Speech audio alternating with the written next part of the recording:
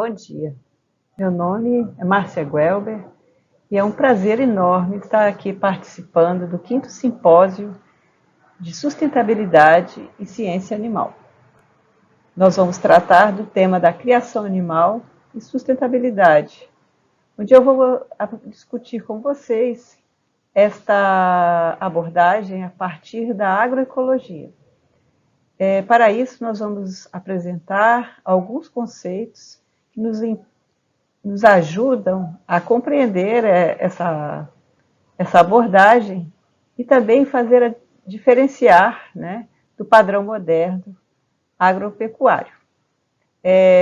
Nós também vamos, ao longo da nossa apresentação, comentar os princípios e algumas práticas para o desenho de sistemas de criação agroecológicos. Vamos lá? Os sistemas de criação animal, eles evoluem conforme os valores e as próprias transformações que ocorrem na sociedade.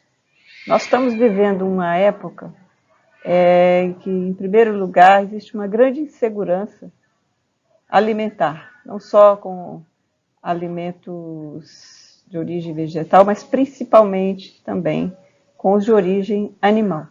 Com os de origem animal, acrescenta-se, além dessas preocupações com contaminações, presença de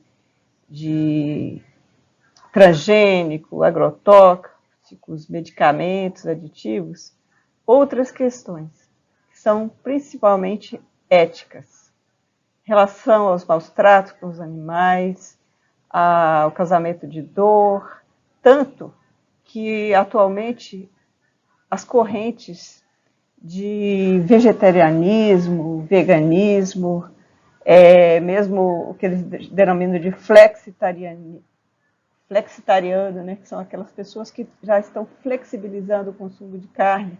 Isso tem sido uma fatia muito grande do mercado, tem crescido muito justamente por essas questões. E também as questões ambientais, onde a produção de carne, de leite, ela é considerada muito maior, demanda muito mais energia, muito mais consumo de água. Então, por todas essas questões também de desmatamento, para a produção de pastagens, isso tem levado às perguntas: como criar animais, como obter produção de alimentos de origem animal de forma segura, sustentável e saudável. Como a gente pode ver, são questões amplas, que vão desde a concentração das indústrias, a concentração de animais, exploração de trabalhadores nos frigoríficos, a integração. Tudo isso se soma a uma crise maior que a gente considera que é uma crise civilizatória, né? Onde se busca, na verdade, responder, né, a como enfrentar todos esses desafios, haja visto agora durante a pandemia, né, que todas as nossas certezas ficaram abaladas. Contrapondo a isso, né, a produção agroecológica, ela promove, de certa forma, esse bem-estar, condições mais éticas, mais satisfatórias também culturalmente, economicamente, mas ainda assim existe um limite para a industrialização da agricultura orgânica, porque com o que a gente tem visto, com o aumento das demandas, também vem aquela crescimento, né, do que a gente chama de economia verde, e a agricultura orgânica tem seguido esses passos também, né? Na produção animal, em alguns países, a gente já tem aí grandes conglomerados já produzindo alimentos, ovos orgânicos. Muito importante, então, é a gente discutir sustentabilidade, né? A sustentabilidade na criação animal, ela também envolve várias dimensões. A gente fala que é multidimensional. Então, aqui eu enumerei 7 dimensões: ecológica, política, econômica, cultural, ética e espiritual. E cabe a quem está planejando a criação, ao criador, ao próprio consumidor, quando vai fazer a sua escolha, né? Na hora de consumir,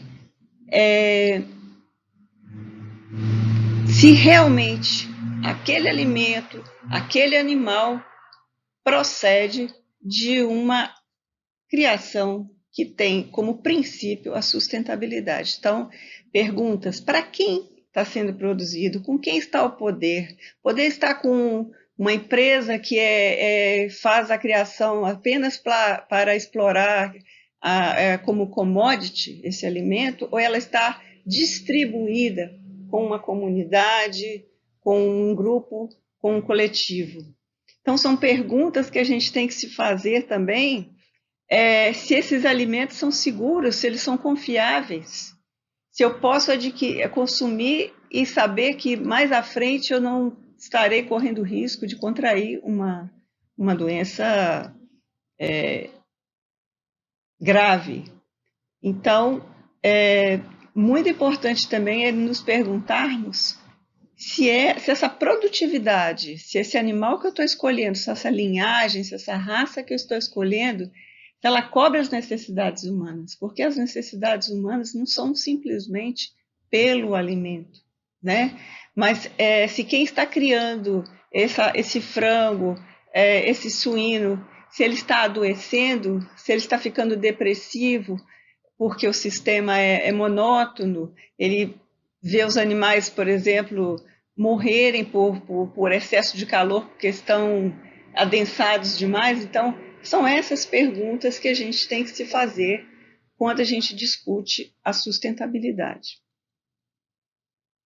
O enfoque agroecológico da criação animal, ele tem como protagonistas, né, a agricultura familiar e camponesa. E o manejo ecológico dos recursos naturais daquele agroecossistema, ele é fundamental, muito mais do que importação de recursos industrializados. Então, por isso, as tecnologias e os processos são baseados no potencial endógeno dessas comunidades, ou seja, quais são os recursos, quais são a logística, tudo isso é que vai nortear, né, a condução da minha criação. Também a valorização dos conhecimentos locais e tradicionais, né? Então, a gente tem que respeitar a cultura camponesa, quilombola, indígena, mas sem desconsiderar, né, o conhecimento científico que já existe e que está sendo produzido com base em todas essas premissas que nós discutimos anteriormente. Então, é fundamental que haja esse diálogo de saberes, né? Então, por mais que a gente tenha um conjunto de práticas, a gente sempre vai ter que adequar as nossas práticas àquela realidade. Por isso, também o enfoque não é apenas na criação animal, mas é um enfoque sistêmico. Essa minha criação, né, ela vai ter produtos, mas também ela vai receber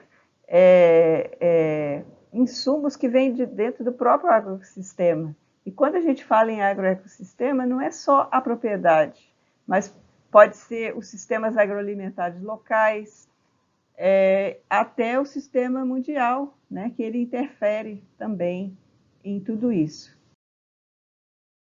Para a gente iniciar, né, que a gente chama de conversão de um sistema convencional para um sistema agroecológico,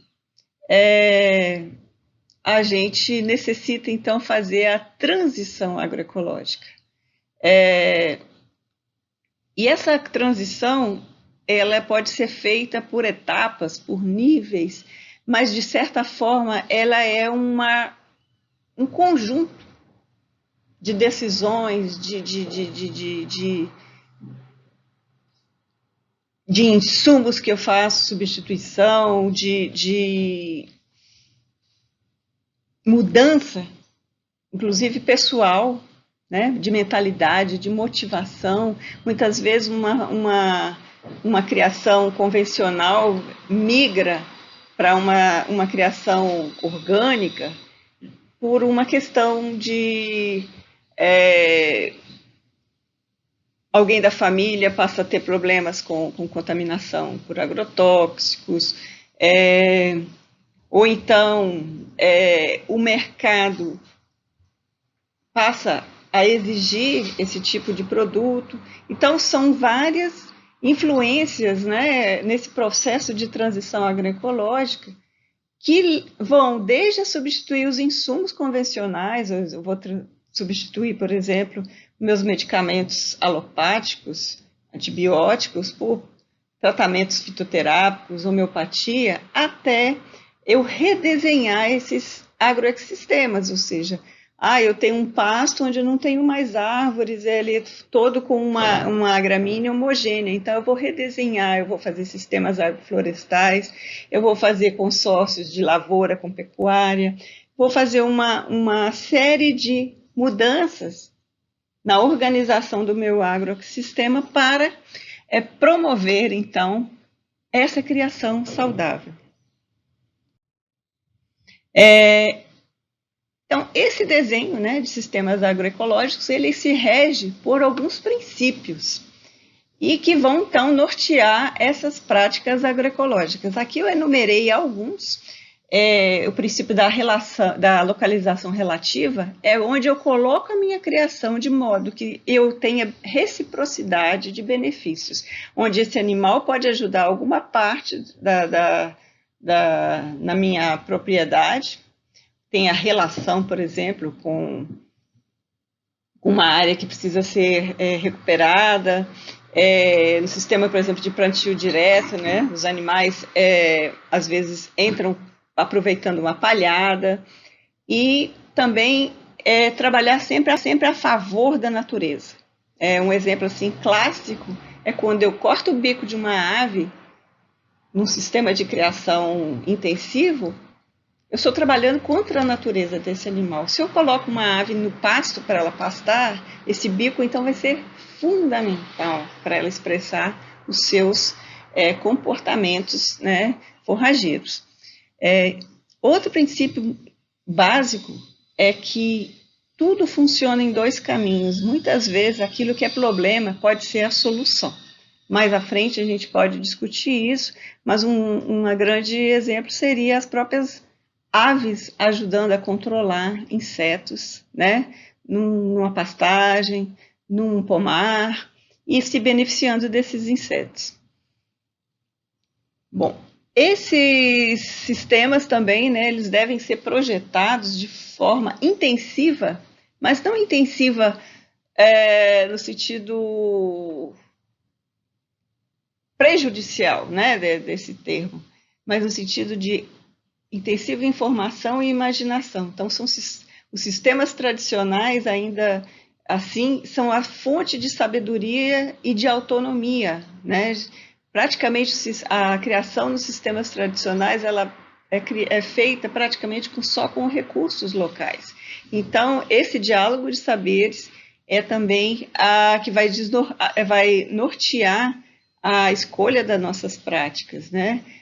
E muito importante também ao planejar uma criação é fazer a análise funcional do animal no sistema com base nas suas necessidades, nos seus comportamentos, nos serviços que ele pode estar nos ofertando no sistema.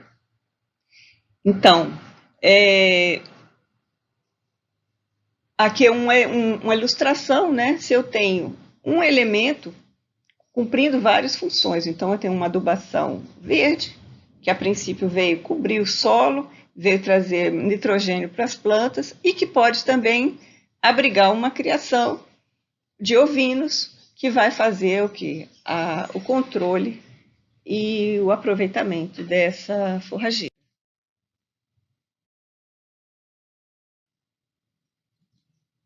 Uma função que eu escolhi aqui como exemplo, a adubação, ela pode ser realizada por vários elementos no sistema.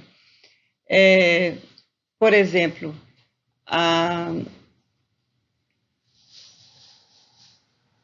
aqui, a urina da vaca, a leguminosa e as fezes, né, dos animais cumprem a função de adubação. Então, vários elementos cumprindo a mesma função. É muito importante a gente reforçar, né, que a criação agroecológica ela é preferencialmente feita ao ar livre, guardando, claro, necessidade que os animais têm de abrigo, né, de se refugiar.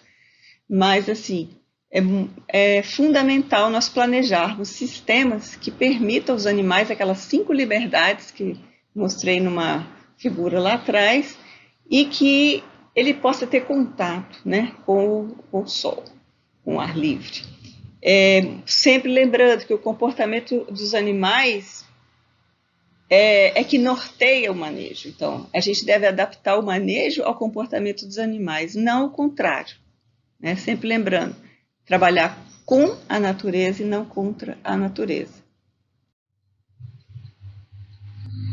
Um aspecto fundamental que tem sido deixado de lado, até mesmo, né, na agricultura, na produção orgânica de alimentos de origem animal, é a escolha das raças. Né? Normalmente a gente utiliza animais de melhoramento genético, linhagens, né, que já sofreram processo aí de melhoramento, de hibridização. Então, o celeiro, né, quando a gente fala de sementes crioulas, também existe as raças crioulas, que elas são essenciais para a segurança alimentar de milhões de famílias no mundo todo. E lembrando que, apesar que a gente tem 3.880 raças, 28 espécies de animais domésticos, existe um risco muito grande, né, de extinção de boa parte, né, desse patrimônio genético que a humanidade guarda. E lembrando que, mais uma vez, é a agricultura camponesa familiar que mantém esses animais como guardiãs da biodiversidade animal no mundo. E onde, então, a gente ainda tem raças crioulas, locais, naturalizadas ou localmente adaptadas, que seriam fundamentais para nos ajudar a implantar sistemas de criação animal agroecológicos. Esses materiais genéticos, como eu queria frisar, eles são muito importantes para a criação animal agroecológica, justamente porque, por todo esse processo de coevolução nos agroecossistemas, por toda a capacidade que eles têm de mostrar resiliência, ou seja, de se adaptar a alguma alteração brusca, né, no sistema, pela rusticidade, ou seja, é um conjunto de atributos que são caros para a agroecologia. Então, se hoje a gente quisesse fazer a nossa criação de aves, de suínos, caprinos e outras espécies, seria quase impossível da gente obter esses animais originados, principalmente de criação orgânica, que é o que a normativa, né, propõe. E uma outra característica muito importante é que as raças crioulas, elas têm um atributo de ser mais longevas, elas têm mais longevidade, capacidade produtiva delas é mais duradoura e contínua. Como elas não foram selecionadas para esse fim de altíssima produtividade, então elas mantêm a sua produção por mais tempo e mais duradoura. Então, essa senhora aqui, a Maria das Graças, ela mandou essa foto para mim com uma galinha que põe ainda no seu quintal e que tem 8 anos. Então, aí tem um conjunto de raças de aves, de suínos, de caprinos no nosso país que poderiam ser usadas para esse fim.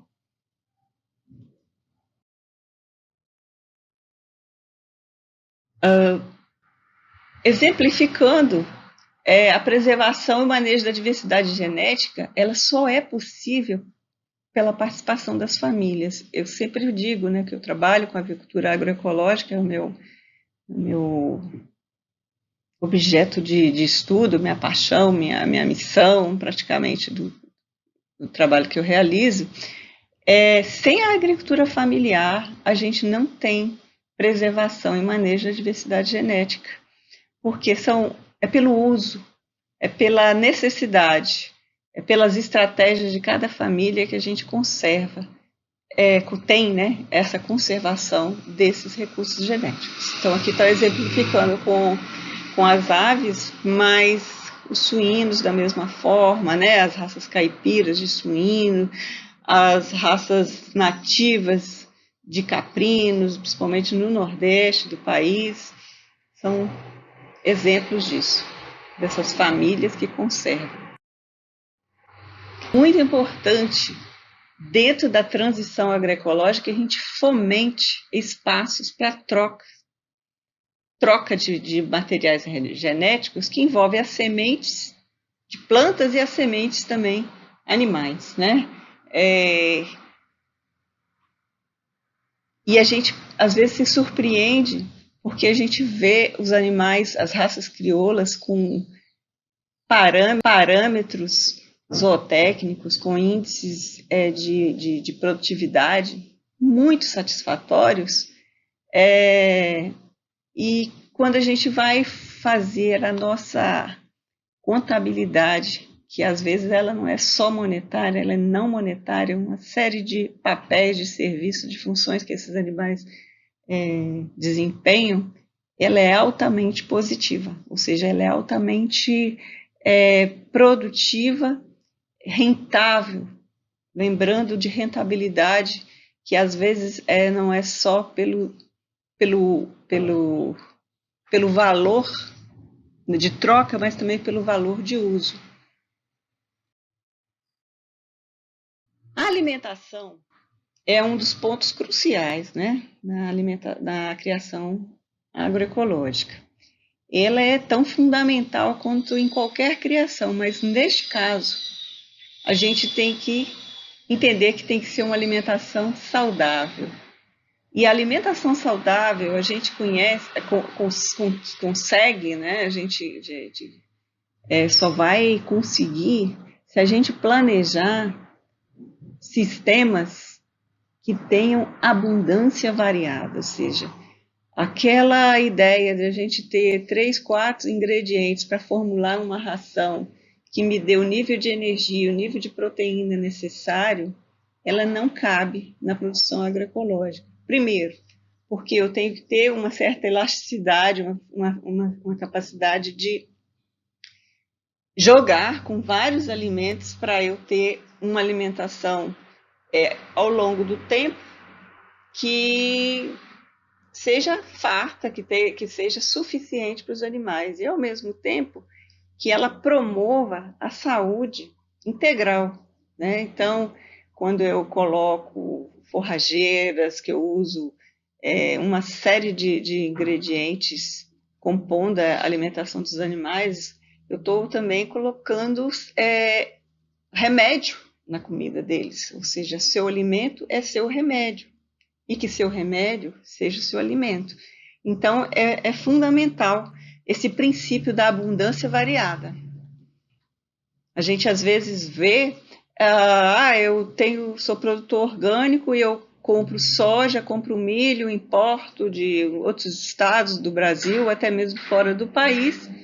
E essa alimentação, ela é orgânica porque ela foi produzida com todas as normas, né? Mas ela tem o quê? Algumas características indesejáveis. Primeiro, a distância que elas vieram, né, que a gente chama de quilômetro, É o ideal que seja quilômetro zero, né? O ideal, mas assim, o mais perto possível.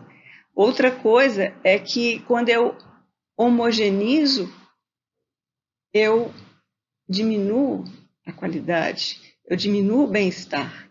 Eu sempre pergunto, será que as pessoas, nós gostaríamos de passar o nosso café da manhã, o almoço e janta comendo sempre a mesma ração? Então é fundamental a gente desenhar um mapa de recursos locais, se organizar, nos organizar, para quem vai fazer essa criação, organizar em cooperativas, em associações, para que possa, então, facilitar a aquisição desses recursos, né, para a alimentação. O princípio da multifuncionalidade, né, que nós falamos lá atrás, de um elemento cumprir várias funções, eu resgato aqui com o papel da mandioca. Ela, nesse caso, ela é excelente cerca-viva para criação de aves, ela é uma excelente forrageira para fazer feno, silagem para a alimentação das aves e de todos os outros animais, né? E também produção a partir das folhas e das raízes. Então, tanto no processo de ensilagem, como também da fermentação. Aliás, a fermentação é uma alimentação úmida, o uso de alimentos fermentados, é uma das grandes apostas, né, que os criadores de animais estão fazendo em muitos lugares e que, na minha opinião, na minha experiência, é uma importante opção, porque o animal, o alimento se conserva pela fermentação, ele produz, com isso também aumenta a qualidade proteica, né?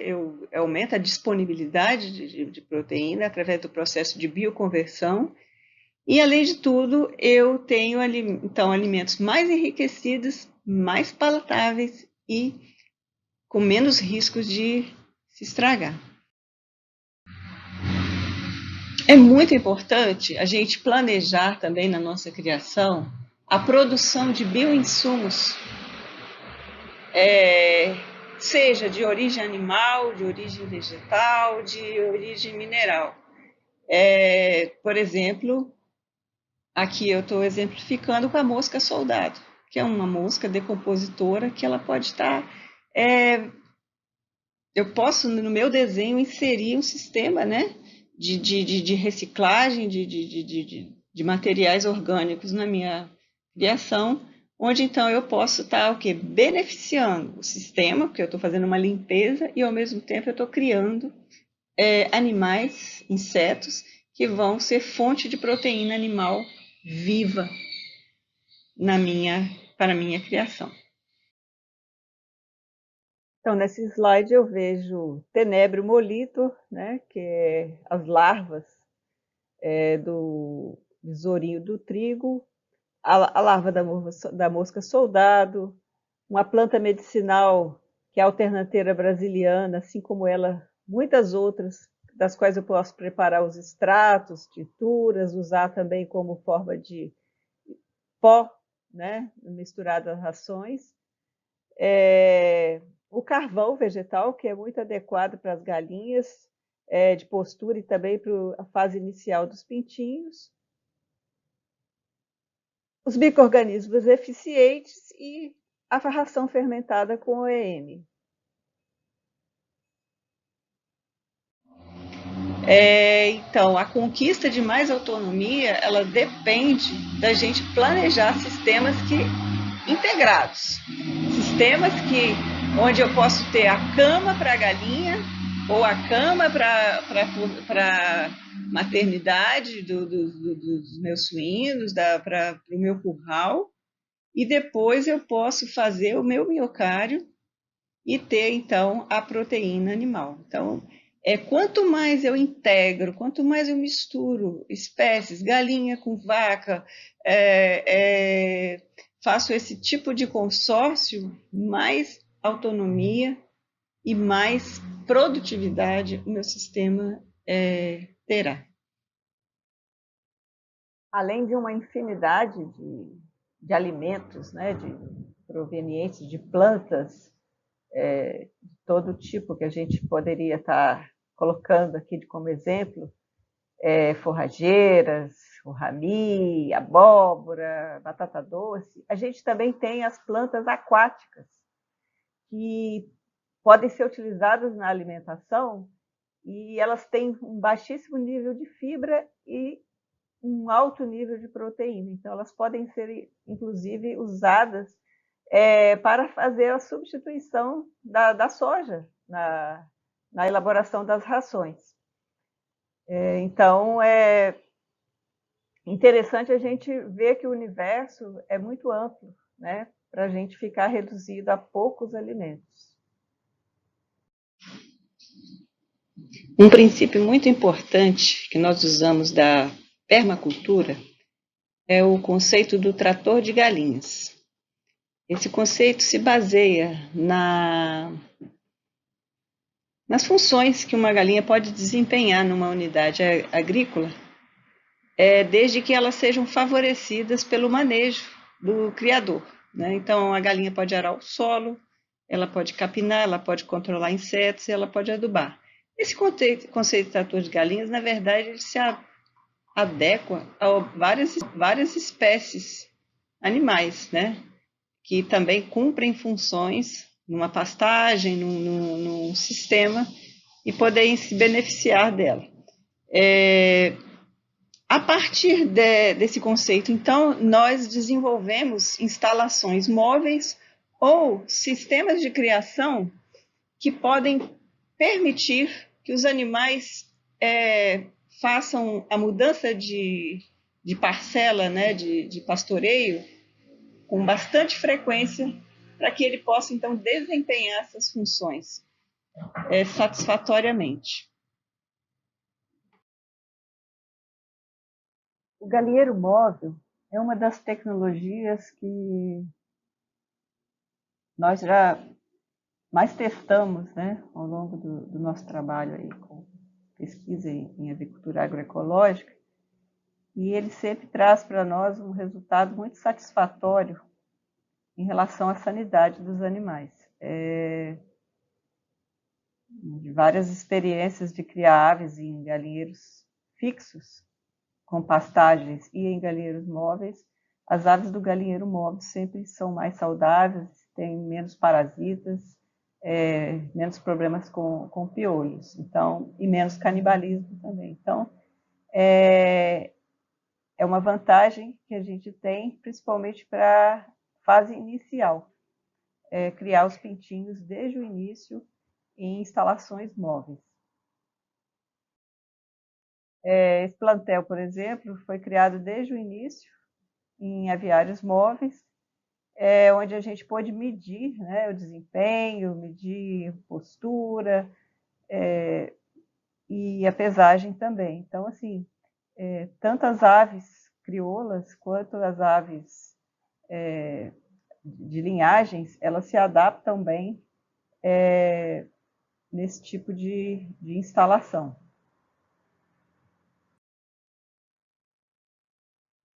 A importância desses sistemas também é que eles podem ser integrados com instalações fixas e outras espécies, né? Aqui a gente tem um sistema integrado, onde a gente tem uma unidade de compostagem, temos uma unidade de cultivo, um policultivo, na verdade, de robalo com tilápia, e a criação de aves. Então, um sistema onde um beneficia o outro. A água da irrigação, né, dos tanques serve para irrigar os piquetes, e depois o composto serve para alimentar, fertilizar os tanques de peixe. Então, o emprego de trator de galinhas é uma tecnologia que nós no Incapé utilizamos e difundimos, assim como o uso de cercas elétricas, de instalações de baixo custo, como esse aviário de postura, que tem como característica os ninhos, né, são pelo lado de fora, assim como a coleta de esterco, a deposição de esterco também é projetada para fora da instalação. Então, isso propicia uma higiene muito grande ao sistema. É uma tecnologia também que pode ser usada em espaços urbanos, com galinhas caipiras ou outras linhagens melhoradas, e o uso de rações alternativas. Aqui nós temos uma ração com moringa, com farinha de casca de caranguejo, bandinha de feijão, milho e minerais. Então, no espaço, né, de um quintal doméstico, a gente pode, se não todo, mas bastante, suprir as necessidades de alimentação de um conjunto aí de 10 galinhas.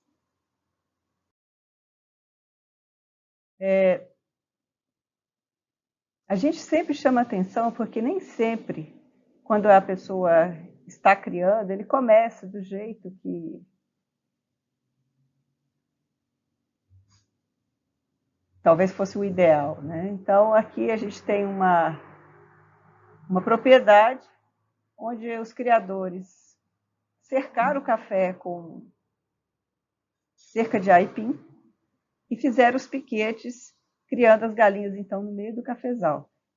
Toda vez que a gente consegue associar as aves com árvores, seja em sistemas agroflorestais, seja com cultivos já comerciais, com alguma leguminosa mais alta, a gente cria o espaço ideal para elas, porque a gente tem que lembrar que elas são de regiões de semibosques, né? Os bosques mistos são aqueles que têm um pouco de prado e um pouco de composição arbórea, eles são os ideais para essas aves. E é aí que elas encontram a dieta delas, né? Sementes, insetos e folhas para fazer.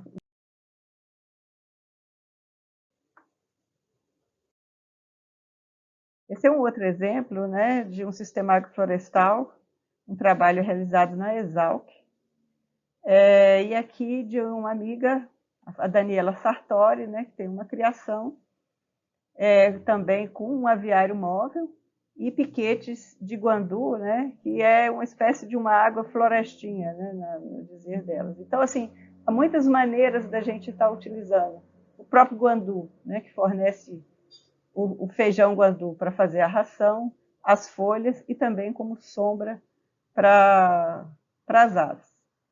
Sempre pensando naquele princípio da multifuncionalidade do sistema. Aqui uma outra experiência do pessoal da Emater, de Brasília, também com galinheiros móveis e o uso de parcelas móveis, né, onde as cercas também vão se adequando ao rodízio da parcela. Então, a gente, observando os animais, a gente observa que o bem-estar, né, ele pode ser obtido mesmo em instalações bastante simples. Outra aplicação do trator de galinhas, associada a pomares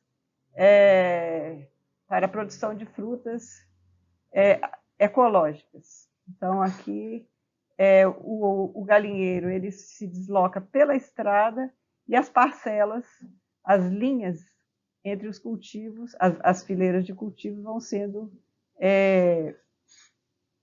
aproveitadas, né, e trabalhadas pelas aves. Quando a gente vê uma criação agroecológica, a gente tem uma compreensão sistêmica da saúde, onde tudo está interligado. O solo, a planta, os animais, as pessoas e o planeta. Principalmente os animais, né, que também nos fornecem alimentos. Então, a enfermidade ela é sistêmica. Se o nosso planeta está enfermo, tem aquecimento, está com febre, né, os seres vivos também estarão enfermos. Então, a nossa forma de atuar, ela deve ser também sistêmica, né?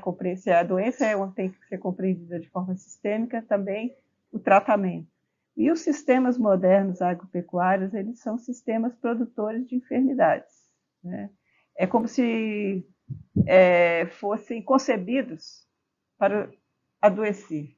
Já o princípio da permacultura, da agricultura natural que a gente adota, é você conceber sistemas para nunca adoecer, sistemas saudáveis.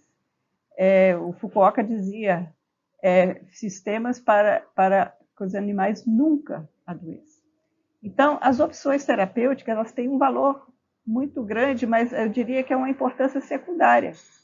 A fitoterapia, a homeopatia, as vacinas, existe uma infinidade, né, de tratamentos que a gente pode recorrer, mas eles serão exatamente nesse sentido, de atuar como complementares num sistema concebido para ser sempre saudável.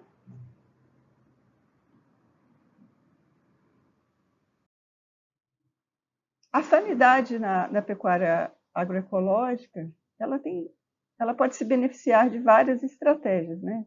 O próprio controle estratégico de parasitas, os tratamentos que usam opções terapêuticas não agressivas, que são usados no dia a dia, ou periodicamente para fazer a desverminação dos animais, um alho na ração, uma planta medicinal que é incorporada no dia a dia como forragem junto com as outras, são os probióticos naturais, rotação de pastos, né, que impede a refestação. Isso é o princípio do voazan e é também o princípio do trator de galinhas, né, que nada mais é que um voazan de galinhas. Então, assim, se nós queremos ter animais saudáveis, eles têm que circular por uma área maior e tem que ser de forma racional para que essas parcelas descansem, para que elas sofram, né, a ação do sol, a ação sanitizante do sol, e com isso a gente possa ter um controle mais intensivo dos animais e das causas que poderiam trazer doenças para o sistema. Lembrando sempre que uma composição de pasto tridimensional, onde eu tenho plantas herbáceas, onde eu tenho plantas de estratos médios, arbustos e árvores, eu vou, então, propiciar um ambiente que facilita esse controle dos parasitas, por outros predadores ou mesmo por plantas que impedem a movimentação desses parasitas na pastagem. Uma das práticas que a gente tem feito com bastante eficiência é o uso dos micro-organismos eficientes, né, o EM. Esses micro-organismos, eles são capturados na própria local onde a pessoa mora, ou próximo a uma mata, e eles são utilizados, né, acrescidos ao alimento ou à água de beber.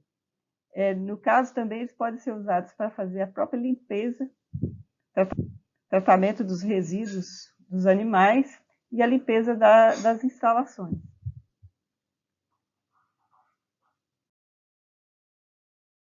Nessa foto, a gente pode ver as etapas de preparo do EM, desde a sua captura, né, numa uma área de serrapilheira, um gomo de bambu, até a produção já do líquido ativo, né, da solução do EM, e depois o seu uso para fermentação de rações, que a gente chama de bocage.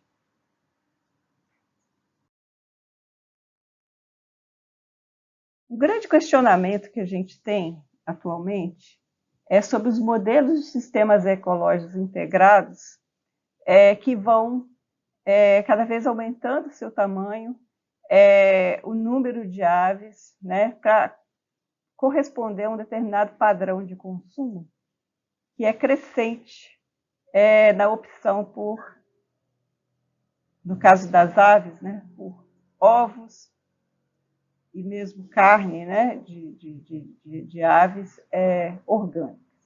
Então, uma pergunta que a gente fez no início e que nos cabe refletir é: cada vez os consumidores, né, estão se conscientizando da importância dos alimentos orgânicos de origem animal. Então, a gente chega a ter granjas com 30 mil aves, até 100 mil aves. E aí a pergunta será que o planeta, mesmo produzindo de forma orgânica, ele dá conta desse consumo crescente, desse padrão de consumo que cresce cada vez mais por proteína animal? Então, o consumo consciente também ele é muito importante.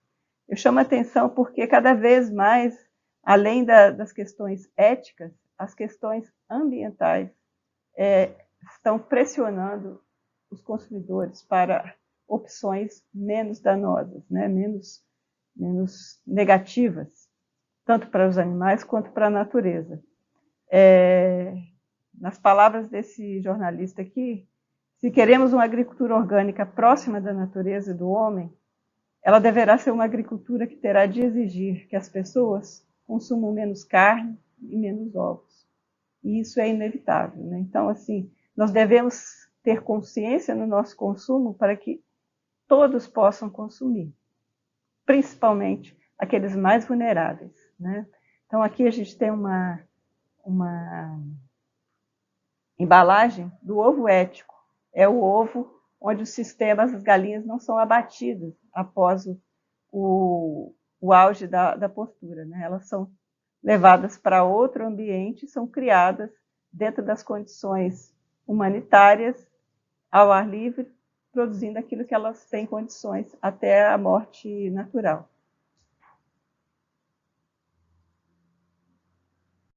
O ponto para reflexão, nós podemos nos perguntar, como estudantes, como professores, pesquisadores envolvidos com a produção animal, né, trilhando o caminho da sustentabilidade, é possível produzir alimentos de origem animal saudáveis e suficientes, ou seja para todos, não apenas nichos de mercado, que deem trabalho e sustento para famílias, lembrando lá do princípio fundamental, né, da produção agroecológica, que são as famílias, a agricultura familiar, as famílias camponesas, cumprindo dessa forma a terra, sua função social, de forma mais harmoniosa com a natureza. Então, isso eu acredito que nós podemos, né? A gente tem visto aí, durante a pandemia, a lição do MST, do MPA, de vários movimentos da agricultura familiar, mostrando e cumprindo seu papel de fornecimento de alimentos, com mercados paralelos, com mercados criativos, cestas, feiras, entregas. Então, assim, nós temos já uma caminhada, né, para a gente ver que a opção pela descentralização, por empreendimentos menores, por que todos, né, todas as famílias possam ter seus animais, possam ter sua criação, e com isso produzir alimentos de qualidade, de forma sustentável e suficiente para todos. Mas eu deixo a resposta para cada uma de vocês que estão me ouvindo, refletir ao longo aí da caminhada.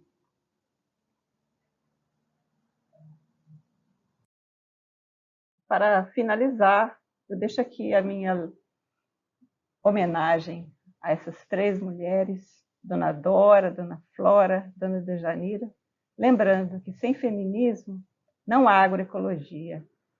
Sem a economia feminista, sem o ecofeminismo, nós continuaremos produzindo commodities por uma pequena minoria que produz, lucra, e para uma pequena parcela da sociedade comer comida de verdade. Agradeço imensamente a oportunidade de ter participado e me coloco à disposição para contribuir naquilo que eu acredito. Uma produção animal agroecológica que traga trabalho, teto e terra com comida farta para todos. Gratidão.